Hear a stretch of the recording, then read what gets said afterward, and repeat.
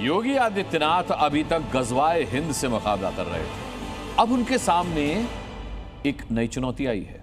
ये चुनौती है इस्लामिक जहादा और इस्लामिक मेडिकोज। आपने भी जाहिर है ये नाम पहली बार सुना होगा। इस्लामिक जहादा और इस्लामिक मेडिकोज नाम का ग्रुप बनाया गया था और इस ग्रुप का मकसद हिंदुओं के खिलाफ था। इसीलिए अब योगी आदित्यनाथ का अगला टास्क है इस्लामिक जहादा।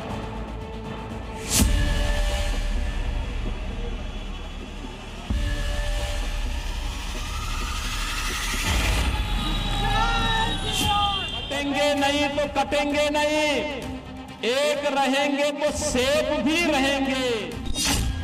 योगी आदित्यनाथ ने बटेंगे तो कटेंगे का नारा इसलिए दिया था कि कुछ कट्टरपंथी ताकतें हिंदुओं में से ही हिंदुओं को काटकर अलग करने की कोशिश में लगी हैं। और सवाल है कि इसके लिए इस्लामिक जहादा और इस्लामिक मेडिकोज चलाया जा रहा है और क्या इनके टारगेट पर हैं हिंदू बेटियां।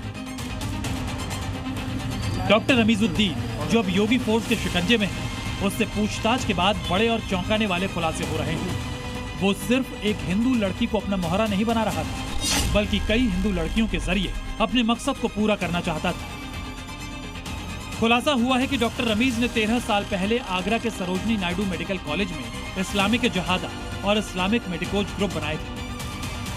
राजधानी लखनऊ के केजीएमयू में हुए धर्मांतरण मामले को लेकर अब जांच एजेंसियों की आंच आगरा के एक कॉलेज तक पहुंच गई है।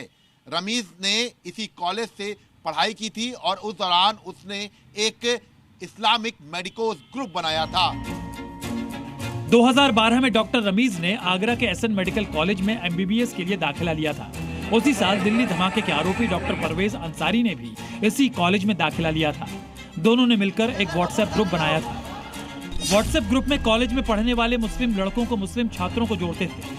इतना ही नहीं, इस ग्रुप में एक मौलाना को भी जोड़ा गया था। ग्रुप बनाने का मकसद मेडिकल की पढ़ाई कर रहे हिंदू छात्राओं को प्यार के ट्रैप में फंसाना और फिर उनका धर्मांतरण करना था। और इसलिए ग्रुप का नाम दिया गया था इस्लामिक जहादा और Islamic medicos group. Islamic medicos group ऐसे डॉक्टर्स का ग्रुप जो मुस्लिम हों। रमीज ने इस्लामिक जहादा नाम का भी एक मेडिकोज ग्रुप बनाया था। इन दोनों ही ग्रुपों के तमाम मेंबर्स, उनका मकसद और फंडिंग का पूरा ब्यौरा जांच एजेंसियां जुटा रही हैं। अब जांच एजेंसीज दोनों ही ग्रुप में जुड़े लोगों की डिटेल निकालने की कोशिश कर रही हैं ताकि कई अनसुलझे सवालों के जवाब मिल जाए। इस्लामिक जहादा ग्रुप ने कहां-कहां बैठकें की, कितने लोग बैठकों में शामिल होते थे, क्या धर्मांतरण कराने के लिए फंडिंग की जाती थी, इस्लाम में इस्लामिक जहादा का क्या मतलब होता है, हमने इस्लामिक स्कॉलर से जानने की कोशिश की। इस्लाम में जिहाद उसी तरीके से है जिस तरीके से इस्लाम में नमाज है, क्योंकि पूरे दीन में नमाज है, रोज़ा है, हज है, उसी में जिहाद है। और जिहाद धर्म युद्ध को कहते हैं। कैसे धर्म के नाम पर युद्ध हो, देहात में जाने बचाई जाती हैं, जाने ली नहीं जाती हैं। सूत्रों के मुताबिक इस्लामिक मेडिकोज ग्रुप का मकसद धर्मांतरण पर फोकस करना था और पूरे यूपी में धर्मांतरण की एक बड़ी चेन बनानी थी। डॉक्टर रमीज का रोल मॉडल भकोड़ा जाकिर नाइक रहा है और वो तो जलालुद्दीन उर्फ छांगुर के भी संपर्क में रहा है। रमीज पर हिंदू लड़कियों को शादी का झांसा देकर उनका दुष्कर्म करने, गर्भपात कराने, जबरन धर्म परिवर्तन की कोशिश कराने जैसे कई गंभीर आरोप हैं। रमीज भले ही अब शिकंजे में है, लेकिन अपनी फरारी के दौरान रमीज कई डॉक्टर्स के संपर्क में रहा और महंगे वकील करने के लिए लाखों रुपए का फंड जुटाया। रमीज के बैंक खातों से लाखों रुपए का लेन देन हुआ। रमीज ने 5 से 7 लाख रुपए पश्चिमी यूपी से जुड़े एक शख्स को भेजे थे।